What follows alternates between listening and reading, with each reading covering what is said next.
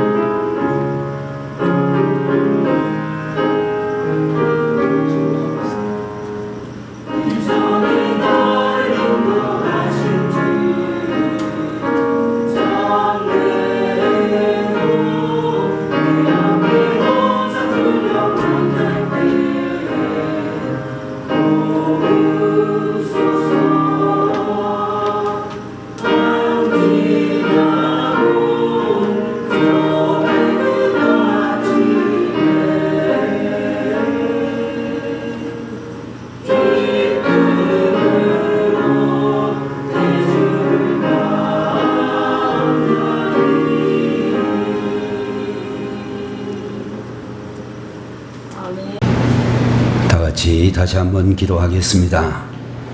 할렐루야. 은혜와 사랑이 풍성하신 하나님 아버지 주의 이름을 찬양합니다.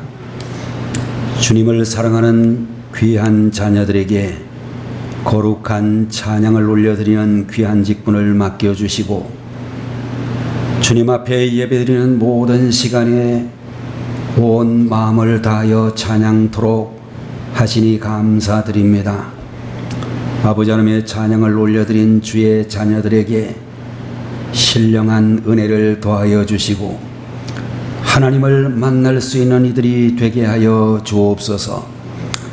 오늘 이 예배에 동참한 사랑하는 성도들 모두에게도 하나님께서 임재하시고 말씀을 통하여 저희들에게 은혜를 더하여 주옵소서. 부족한 종의 입술에 파수꾼을 세우시고 하나님 나라의 귀한 역사를 하나님께서 우리에게 허락하시는 말씀을 담대히 전할 수 있는 종이 되도록 함께하여 주옵소서. 예수님의 이름으로 간절히 기도 올리옵나이다. 아멘. 오늘 이 시간에는 누가복음 12장 35절에서 40절까지 있는 말씀을 가지고 주님을 기다리는 4가지 자세라는 제목으로 말씀을 함께 보도록 하겠습니다. 상당히 오래전이 되기는 하겠습니다마는 1969년 노벨 문학상을 받은 사무엘 베케터라고 하는 사람이 쓰신 희극 고도를 기다리며 라고 하는 작품이 있는데, 이 작품의 내용을 보게 되면 20세기에 가장 센세이션을 일으킨 인간 상태에 대한 풍자극이다, 이렇게 이야기할 수 있습니다. 우리나라에도 여러 차례 공연이 되기도 했습니다마는, 여기서 말하고 있는 고도를 기다리며 라고 하는 말 중에 고도라고 하는 말은 영어 God, God, 하나님을 가리키는 그런 말인데, 인간은 끊임없이 하나님을 기다리지만 하나님은 오시지 않는다 라는 그런 풍자의 내용을 가진 연극이라고 볼 수 있습니다. 이 고도를 기다리며 라고 하는 작품에 나오는 유일한 소품은 죽은 소나무 한 그루를 만들어 놓았는데, 그 죽은 소나무의 의미는 하나님은 없다 라고 하는 것을 상징하는 그런 물건이라고 볼 수 있습니다. 베케터와 같은 실존주의자들은 인생은 불합리하고 하나님은 존재하지 않는다 라는 그런 이야기를 주장하는 사람들인데, 그래서 인간은 하나님을 믿는 것과 같은 죽은 조형물이 없이 자기 자신의 의미를 창조해야 된다라고 강력하게 주장하고 있다라고 말할 수 있습니다. 인간을 구원하려고 메시아가 이 땅에 온다는 믿음은 우리의 모든 사상과 생각을 지배해서 인간을 왜소하게 만들기 때문에 우리 자신을 위해서는 그런 믿음을 철회해야 한다, 이렇게 주장하는 인본주의자의 작품이라고 말할 수 있습니다. 고도를 기다리며 라고 하는 이 작품을 보게 되면 하나님은 나타나지 않을 것이다, 우리는 속았다, 이제 우리가 해야 될 일은 하나님은 오신다는 기대를 포기하는 것이다, 그래야 하나님이 오시지 않을 때 우리가 실망하지 않을 것이다 라는 그런 메시지가 가득 담겨 있는 그런 작품이라고 이야기할 수 있습니다. 여러분들 성경을 보게 되면 말세가 되게 되면 이런 주장을 하는 사람들이 많아질 것이라고 베드로후서 3장 3절 이하에서 말씀을 해주시고 있습니다. 많은 사람들이 의심과 절망 속에 자신을 포기하고 하나님을 기다리는 것을 실정내게 되는 현상이 일어나게 된다라고 말을 하고 있습니다. 교회를 다니고 있는 사람들 중에도 그런 사람들이 많아지게 될 것인데, 크리스마스는 좋아하지만 그리스도에 대해서는 관심이 없는 사람들이 많아지고, 그리고 그 결과는 절망 외에 아무것도 없을 것이다 라고 하는 것을 풍자하고 있는 그런 시대적인 작품들이 많이 발표되고 있습니다. 여러분들, 우리 믿는 성도들에게 있어서 하나님을 간절히 기다리는 그런 믿음이 없다라고 하는 것은 참으로 불행한 일이라고 말할 수가 있고, 또 여러분들, 우리는 주님이 다시 오신다라고 하는, 그래서 우리 모두는 주님을 만난다라고 하는 그런 믿음을 잃지 말고 주님의 재림과 임재를 추구할 수 있는 하나님의 자녀들이 되어야 되겠다라고 그렇게 믿는 것입니다. 여러분들, 오늘 본문을 보게 되면 우리가 어떻게 주님을 기다려야 되는가에 대해서 우리에게 몇 가지 교훈을 주시고 있습니다.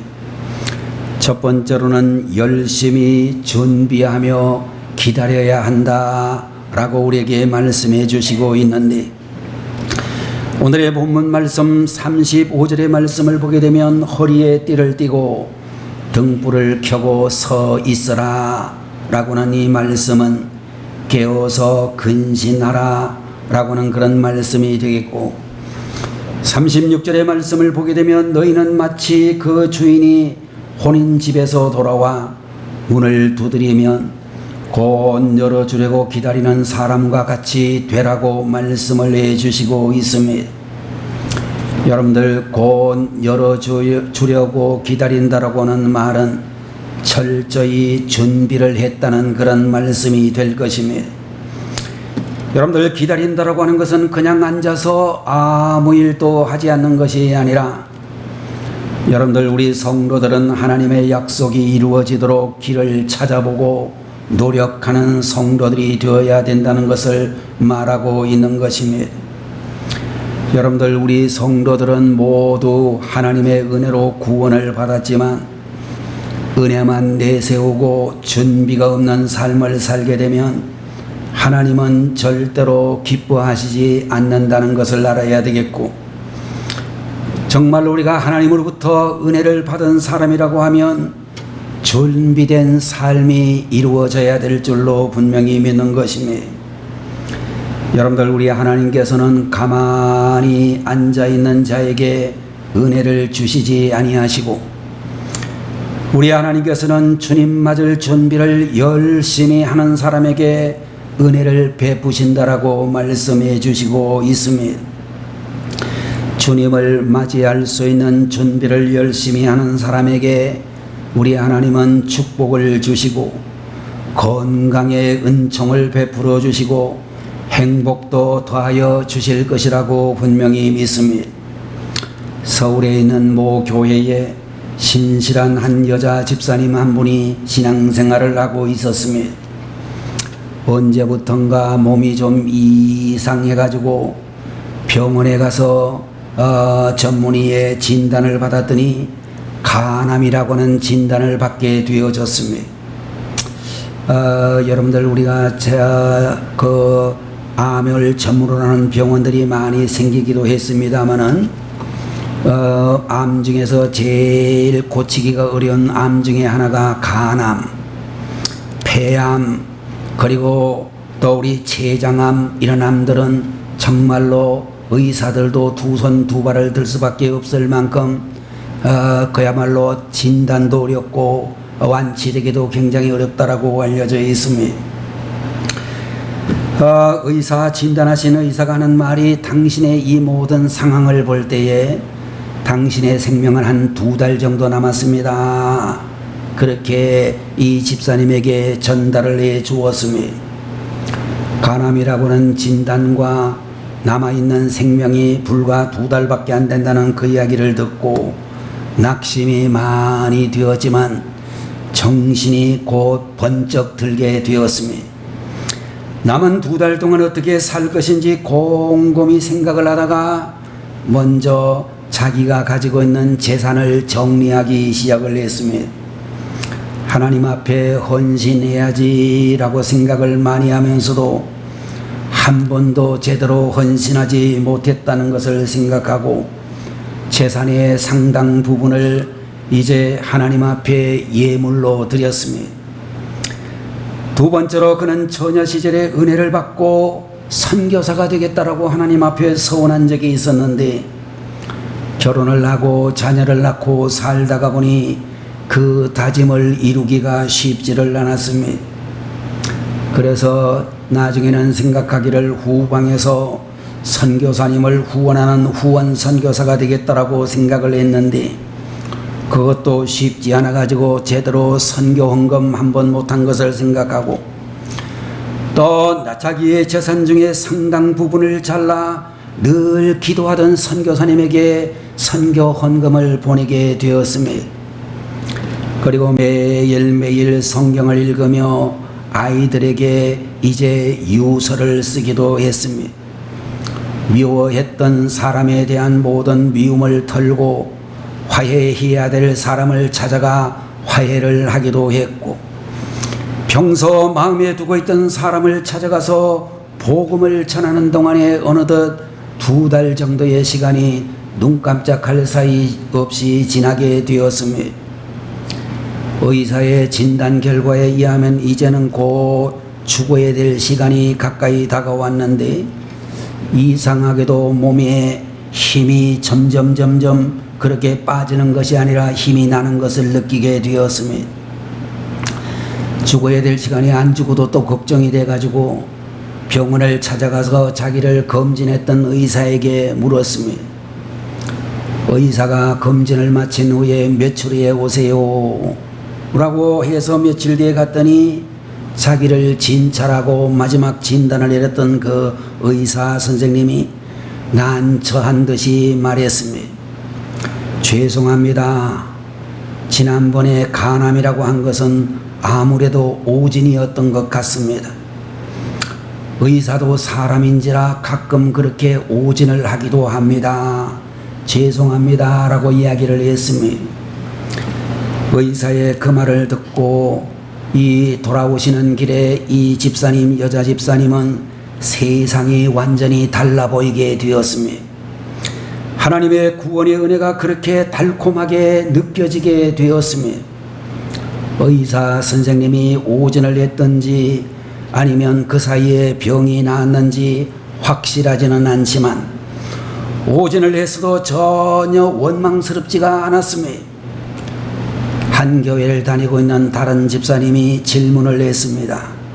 오진으로 인하여 집사님 가지고 있는 재산을 많이 써버렸으니 혹시 후회는 되지 않습니까? 이 집사님에게 물었습니다. 그랬을 때에 이 집사님이 말씀하시기를 저에게 지난 2달처럼 의미 있고 가치가 있고 보람이 있었던 때는 다시 없었습니다. 앞으로도 제가 세상을 떠나는 때까지 그렇게 살고 싶습니다. 그렇게 말씀을 했다라고 하는 것입니다. 여러분들 함께 예배를 드리고 계신 우리 영광교회의 모든 가족 여러분, 정말 의식을 가지고 주님 만날 준비를 하면서 하루하루를 살아가시는 여러분들이 되셔야 되겠습니다. 그렇게 해야만 우리는 보다 진실하게, 보다 깨끗하게, 보다 성실하게 살아갈 수 있게 될 것이고 우리의 믿음이 점점 더 건강한 믿음이 되어질 수 있을 것입니다. 그렇게 준비하고 살면 언제 주님을 만나도 주님 기다렸습니다. 주님 정말로 뵙고 싶었습니다. 라고 하면서 주님 품에 평안히 안기게 되어질 것입니다.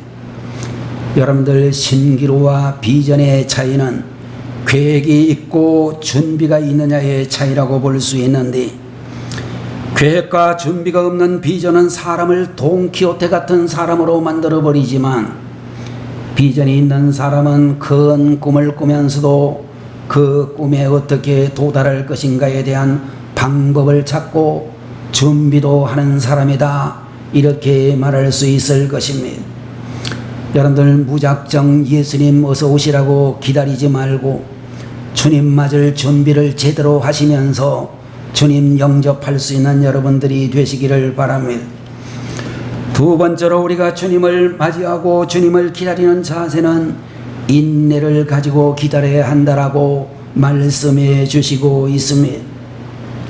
오늘의 본문 37절의 말씀에 주인이 와서 깨어있는 것을 보면 그 종들은 복이 있으리로다. 내가 진실로 너희에게 이르노니 주인이 띠를 띠고 그 종들을 자리에 앉히고 나와 수종 들리라. 이런 말씀이 기록이 되어져 있습니다. 여러분들 기다리는 시간이 길어질지라도 영적으로 잠들지 아니하고 계속 깨어있는 것을 보게 되면 복이 있으니 인내해야 한다. 이렇게 우리에게 말씀해 주시고 있습니다. 여러분들 우리나라 사람들이 커피를 이렇게 나오는 데 가서 줄을 서는데 요새는 뭐 그런 커피 잘 마시지는 않지만 우리 옛날 어른들을 보게 되면 조금만 기다리면 커피가 컵에 가득 차고 불이 자동으로 꺼질 텐데 우리 한국 사람들은 90% 이상이 그것이 불이 꺼질 때까지를 기다리지 않고 아주 손을 갖다가 집어넣는 사람들이 대단히 많다는 이야기가 있고 또 영수증이 나올 때에도 늦게 나온다고 손으로 잡아 빼는 그런 사람들이 굉장히 많다라는 이야기를 들을 수 있습니다. 여러분들, 오늘날 수많은 사람들이 즉각적인 만족과 편리를 추구해가지고 기다림이라고는 예수를 잃어버렸다, 그렇게 이야기하고 있습니다. 여러분들, 러시아 같은 곳에서는 한 조각의 빵을 기다리기 위해서 몇 시간 동안 기다리는 일이 많고, 여러분들, 우리 아시아의 남쪽에 있는 아프가니스탄 같은 데서는 한 조각 빵을 얻기 위해서 몇 주일을 기다리는 일도 부지기수라고 알려져 있습니다. 여러분들, 우리가 신앙생활을 하게 될 때도 내가 원하는 때의 축복이 적각 폭포수처럼 주어지기를 원하는 그런 사람들이 많이 있을 수 있지만, 하나님은 여러분과 제가 인내하는 사람이 되기를 원하신다라고 하는 것입니다. 여러분들, 조급함은 육적인 것이고 인내는 영적인 것이다 라는 것을 아시기를 바라고, 또 우리가 갈라디아서 5장 22절 23절을 보게 되면 인내는 성령의 열매라고 우리에게 말씀을 해 주시고 있습니다. 여러분들, 우리가 원하는 일이 즉각적으로 일어나지 않는다 할지라도 우리는 믿음과 희망을 절대로 잃지 말아야 될 것입니다. 하나님은 우리를 향한 완전한 계획을 가지고 계시며 완벽한 때에 하나님은 그 계획을 이루실 것이기 때문에 여러분과 저는 기다릴 수 있는 성도님들이 되셔야 되겠습니다. 38절에 나오는 말씀을 보시게 되면 주인이 혹 2경이나 3경에 이르렀어도 종들의 그같이 하고 있는 것을 보면 그 종들은 복이 있으리로다, 이런 말씀이 본문에 기록이 되어져 있습니다. 여러분들, 여기에서 말씀하고 있는 2경 또는 3경이라고 하는 이 시간은 우리나라 조선시대에 있었던 그런 시간이라고 생각할 수 있는데, 밤중에도 가장 어두운 때를 의미하는 시간이며, 우리 인생과 관련되어서 말을 한다면 2경과 3경은 우리가 살아갈 때에 가장 힘드는 그런 순간을 말하고 있다, 이렇게 이야기할 수 있습니다. 여러분들, 한밤중 같은 그런 어려운 시절에 우리가 정말로 세상을 살기가 정말로 힘들다고 생각했던 그 시간에도 여러분들, 우리 성도님들이 믿음을 잃지 않고 인내하면 주님께서는 칭찬해 주실 것이며 주님이 손길을 내밀어 우리들을 구원해 주신다라고 말씀해 주시고 있는 것입니다. 캘리포니아의 칼스부드에 계시는 크렘블린이라고 하는 목사님이 쓰신 느헤미야 강해서를 읽어보게 되면 그분은 6만 명이 넘는 정말로 그 스타디움의 이야기를 쭉 열거하면서 위스콘신 대학의 열정적인 6만 명의 팬들이 열심히 응원을 했지만 상대방 미시간 대학의 형편없이 농구 경기에 지고 있었습니다. 이상하게도 관중들의 응원과 박수갈채는 더욱 커지고 있었는데, 그렇게 자기들이 응원하고 있는 그런 대학에 참으로 농구 경기가 형편없이 지고 있는데도 기가 죽지 않고 오히려 더욱 박수 소리와 응원 소리가 커졌습니다. 사람들이 다 미쳤다라고 생각하고 있던 그런 순간에 사실은 이 도시의 베저 스타디움이라고 하는 곳에서 메이저리그 라구 경기에 미러키라고 하는 그런 정말로 팀이 월드 시리즈 3차전에서 이기고 있었기 때문에 대학생들의 농구 경기는 지고 있었지만 자기들의 연고팀인 야구 경기가 이겼기 때문에 그들은 그것을 보면서 그렇게 하지 않았다는 것입니다.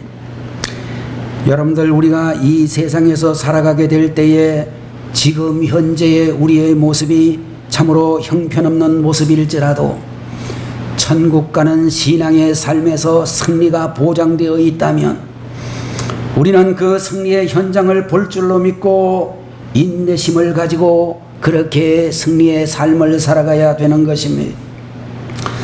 세 번째로, 주님을 기다리는 자세는 신실한 믿음을 가지고 기다려야 한다 라고 말씀을 해 주시고 있습니다. 40절 말씀에 그러므로 너희도 준비하고 있으라 생각하지 않은 때에 인자가 오리라 하시니라 이런 말씀이 정말로 기록이 되어져 있습니다. 여러분들 주님께서는 우리가 예상한 때에 오지 않을 수도 있지만 반드시 오신다고 하는 믿음을 우리는 가지고 있습니다. 기독교가 가지고 있는 가장 중요한 교리 중에 하나는 예수님의 탄생, 그리고 십자가의 고난과 부활의 승리, 그리고 다시 오실 재림의 역사, 이 모든 것들을 우리는 분명하게 믿는 사람들입니다. 예수님 오신다라는 소문을 가지고 시간을 정해놓았던 그런 사람들, 제7일 안식교회를 비롯하여 1997년도 98년도에도 전국적으로 수많은 교회들이 거기에 현혹된 일이 있었지만, 여러분들 우리가 분명히 아는 것 중에 하나는 주님의 재림은 사실이라고 하는 것입니다. 날짜를 특정하는 것이 잘못되었지만 예수님 재림은 사실이다, 이런 믿음을 우리들은 분명히 가져야 될 것입니다. 기다릴 때에 우리가 중요한 것은 절대 주님을 향한 절대 신뢰의 믿음을 가지는 것입니다. 그런 믿음을 잃어버리고 예수님 시대에도 메시아가 오기를 기다리다가 지쳐버린 사람들의 무리가 있었는데, 그런 사람들 우리는 흔히 가나안인 시몬 또는 셀롯인 시몬이라고 하는 그런 사람에 대한 12제자 중에 한 사람의 이야기가 나오고 있습니다. 그런 사람들은 로마 정부로부터 이스라엘 나라가 해방되기를 기다렸던, 우리나라로 치게 되면 만주로 가서 상해로 가서 조국 독립운동을 일으켰던 김구 선생을 중심으로 한 그런 독립운동가들이 있었습니다. 그 중에 한 사람이 가룟 유다였으리라고 짐작하는 이들이 굉장히 많습니다. 마치 고도를 기다리며 라고는 그런 희극 작품에서 하나님을 기다렸으나 하나님이 오지 않아 가지고 안 되겠다는 그런 생각을 가지고 우리 손으로 이스라엘의 독립을 쟁취하자, 로마 군대를 추방시키자 라는 그런 생각을 가지고 분노 가운데 일어선 무리들이 바로 셀롯 사람, 가나안인이라고 하는 그런 사람들의 독립운동 단체였습니다. 아마도 많은 성서 주경 신학자들 중에 많은 사람들이 가룟 유다도 거기에 속한 사람이 아닐까 이렇게 생각하는 이들이 많습니다. 가룟 유다의 배신도 조급함 때문이었을 가능성이 크다라고 많은 성경학자들은 주장하고 있습니다. 가룟 유다는 예수님의 능력으로 빨리 로마 제국을 뒤집었고 이스라엘이 독립되기를 열망했던 사람 중에 하나였을 것입니다. 예수님을 로마 총독의 손에 붙이면 그 순간부터 예수님은 메시아적인 놀라운 능력을 나타내시고 그 순간에 이스라엘의 혁명이 시작될 것이라고 오판하고 생각했을 것으로 짐작이 되어집니다. 그런데 여러분들 꼭 아셔야 될 것은, 그것은 주님의 방법이 아니었고 가룟 유다의 방법이었으며, 주님에게 가룟 유다 개인의 방법을 강요하는 불신의 행동이었다라고 말할 수 있는 것입니다. 여러분들 우리 성도들은 주님의 때와 주님의 방법을 신뢰하고 무엇보다도 주님에 대한 신뢰를 잊지 말아야 될 것이라고 분명히 믿는 것입니다. 우리나라 대한민국의 기독교인들이 많이 읽는 책 중에 하나가 헨리 나우엔이라고는 신학자가 쓴 그런 책인데, 이분이 쓴 책 중에 안식으로의 여행이라고는 이 책을 많은 신학생들이, 목사님들이, 교회를 오래 다니신 분들이 많이 읽는 책으로 알려져 있습니다. 루델라스라고는 공중 고개사의 이야기가 기록이 되어져 있는데, 그 책에서 말하기를 나는 사람과 잡는 사람은 철저히 그 하는 일이 따로 정해졌다라는 말을 하면서, 나는 사람은 철저히 나는 일만 하고 잡는 사람은 잡는 일만 해야 한다 라고 하는 것입니다. 날아다니는 루델라스 멤버 중에 한 사람이 나우엔이라고 하는 이 목사님 신학 교수에게 말하기를, 나는 사람은 결코 잡는 사람을 잡지 말아야 합니다, 그런 이야기를 했습니다. 나는 사람이 해야 될 유일한 일은 잡는 사람을 절대적으로 믿고 기다려야 한다라고 말씀을 하고 있는 것입니다.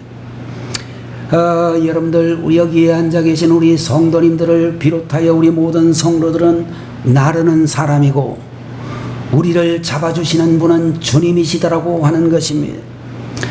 내가 주님을 잡는 것이 아니라 주님이 우리를 붙잡아 주신다라고 하는 이 사실을 우리는 분명히 기억을 해야 된다라고 하는 것입니다.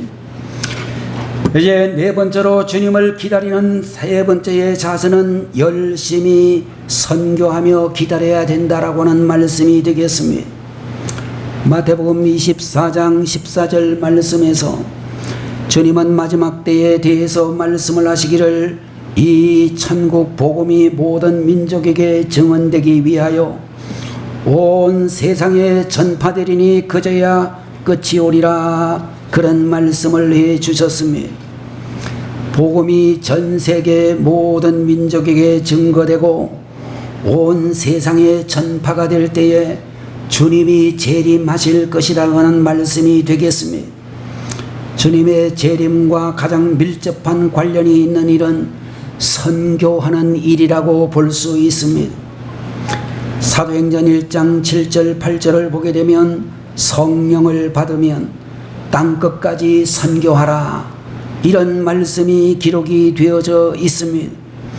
성령 충만의 가장 중요한 목적은 땅끝까지 선교하는 것에 있다, 이렇게 말씀을 해 주시고 있고, 여러분들, 우리는 그 일을 위해서 선교의 최전방에서 수고하고 있는 그런 선교사님들을, 우리 모든 후방에 있는 성도들과 교회들은 우리가 물심양면으로 후원하고 그분들을 위해서 기도하고 그분들의 선교 명령에 동참할 수 있어야 된다라고 하는 것입니다. 내가 보내는 기도와 물질이 오지에 있는 영혼들의 눈물을 닦아주는 도구가 되고, 그들을 위해서 눈물을 닦아주기 위해서 애쓰는 선교사님들의 눈물을 닦아준다라고 생각하면 그와 같이 벅찬 감동이 어디에 있고 행복하고 즐거운 일이 다시 있을 수 없다라고 생각이 되는 것입니다. 임병철이라고 하는 선교사님이 있었습니다. 이분은 1993년 괌이라고 하는, 태평양에 있는 괌이라는 섬 밑에 축이라고 하는 작은 섬으로 선교사에 떠났습니다. 사역을 떠났습니다. 1년에 200일 이상이 섭씨 36도가 넘는 고온 다습한 지역이고 전기도 전혀 들어오지 아니하고 냉장고도 없는 지역에서 3년 반 동안 원주민들에게 성경을 가르치는 선교사님의 사역을 감당하셨습니다. 그러다가 너무나 기후가 이상해서 그랬는지 심장에 이상이 생기고 몸이 망가질 대로 망가지게 되어져서 1996년 뉴욕으로 철수를 하고 뉴욕에서 요양을 하면서 교회를 개척하게 되었습니다.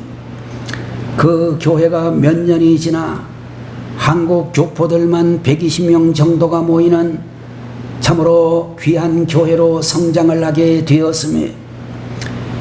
이제 선교사로 떠나지 말고 가만히 있으면 별로 어려움이 없이 편안히 목회를 할 수 있었으나, 그런데도 불구하고 기도하면 기도할수록 몸은 편한데도 불구하고 오지 영혼들의 신음소리가 그의 귀에 끊임없이 들려왔으며, 결국 임병철이라고 하는 이 선교사님은 목회지를 떠나 다시 선교의 사역을 떠났는데, 여러분들, 중국의 북쪽에 있는 몽골이라고 하는 나라로 들어가게 되었습니다. 그의 나이 49세 때에 미국 뉴욕의 롱아일랜드의 가장 부촌에서 목회를 하시다가 모든 것을 다 버리고 빈털터리로 몽골이라고는 지구의 가장 오지로 가졌으니 여러분들 이와 같은 선교사님들을 위해서 모든 후방에 있는 교회들은 더 열심히 기도하고 더 열심히 선교 헌금에 참여하여 저들을 도와야 될 줄로 믿습니다. 이분이 들어가면서 몽고에 이미 가 있는 많은 선교사님들 가정에 정말로 한국산 고등어 자반을 많이 사가지고 가서 선교사님들 가정에 이제 나누어 드렸습니다. 어떤 사모님께서 고등어 자반을 보면서 눈물을 흘리면서 말씀하시기를 자기가 이 몽골에서 수년 동안 이렇게 선교사 사역을 하면서 고등어 자반이 먹고 싶어 죽는 줄 알았습니다. 그렇게 하면서 감사함으로 받았던 것입니다. 여러분들 고등어 자반 한 마리도 제대로 먹지 못하는 길이 바로 선교사의 길이다 라는 사실을 여러분들은 아시고 그분들을 위해서 기도해 주시고 그런 분들을 위해서 우리가 선교 헌금으로 후원하여 도와야 되리라고 분명히 믿는 것입니다.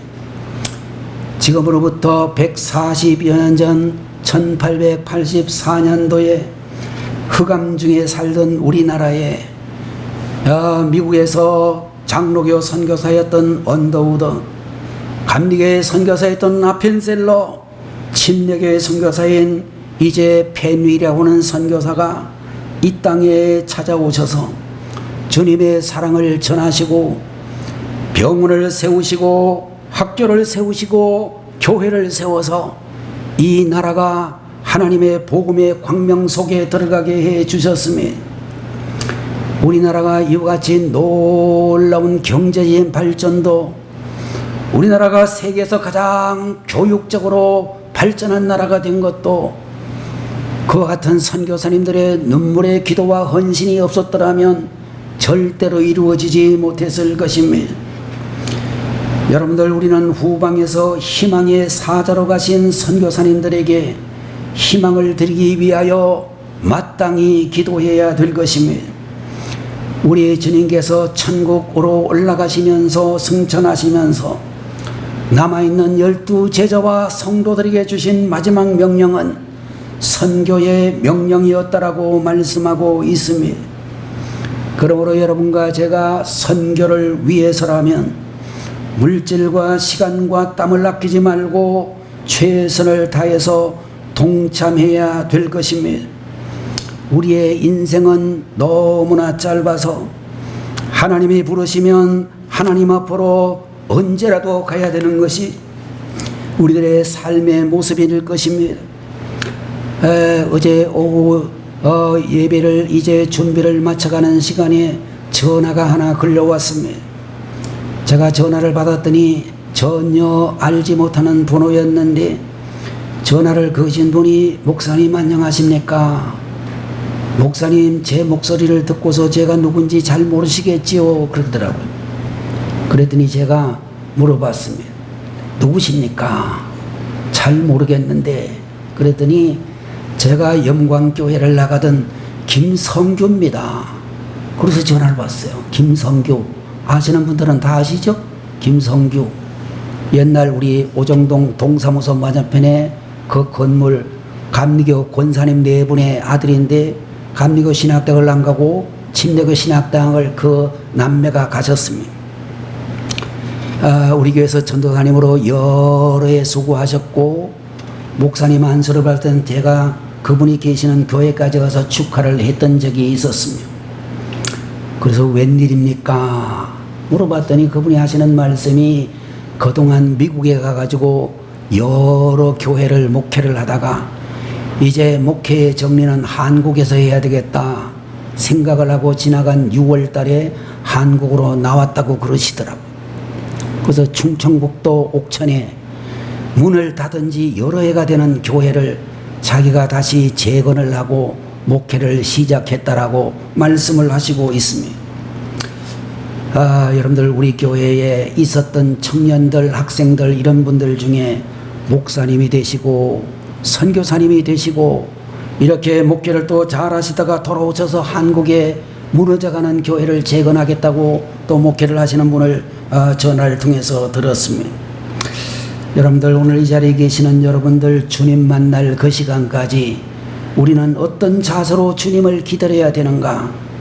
열심히 준비하며 기다리시고, 인내심을 가지고 기다리시고, 신실한 믿음을 가지고 기다리시며, 열심히 선교하며 기다리는 하나님의 종들이 되시기를 축원합니다. 기도하겠습니다. 거룩하신 하나님 아버지, 오늘도 주님을 기다리는 4가지의 자세를 가르쳐 주시니 감사합니다. 준비하며 기다리는 성도들, 인내심을 가지고 기다리는 하나님의 사람들, 신실한 믿음을 가지고 기다리는 종들, 열심히 기도하며 선교하며 돕는 우리 성도님들로 주님 기다리게 하시옵소서. 우리 주님께서 저희들을 붙들어 주심을 믿사옵고, 이 교회를 통하여 주님의 사역을 끝까지 잘 감당하는 주님의 자녀들 되게 하시옵소서. 예수님의 이름으로 간절히 기도 올리옵나이다. 아멘. 다 같이 기도하겠습니다. 지금은 길이요 진리요 생명이 되시는 우리 주 예수 그리스도의 무한하신 은혜와 우리 아버지 하나님의 극진하신 그 사랑하심과 성령님의 놀라우신 은총이 오늘 주님 앞에 예배를 드리는 재림하실 주님을 기다리고 있는 우리 모든 성도들 머리 위에, 한국교회와 모든 주님의 자녀들 머리 위에 지금부터 영원 무궁토록 함께 계시기를 간절히 축원하옵나이다. 아멘.